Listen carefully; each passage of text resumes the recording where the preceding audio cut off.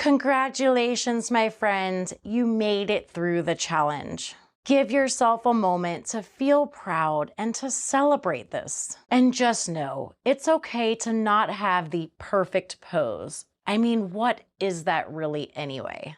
It's really truly about showing up and noticing without having to change how you feel. Being okay with where you are today and meeting yourself where you're at. That's what this is all about. You have enough knowledge now to go on in your yoga journey, building a consistent, sustainable, lifelong practice. Now that you're through the challenge, I would highly recommend signing up for my monthly newsletter. You'll also get a free 35-day self-care calendar as a gift. It's 35 days of small acts of kindness towards yourself. And in my newsletter, I'll be sharing exclusive offers and discounts when they become available.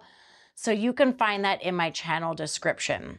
Otherwise, subscribe, like the challenge, leave me some comments, and let me know how it goes for you.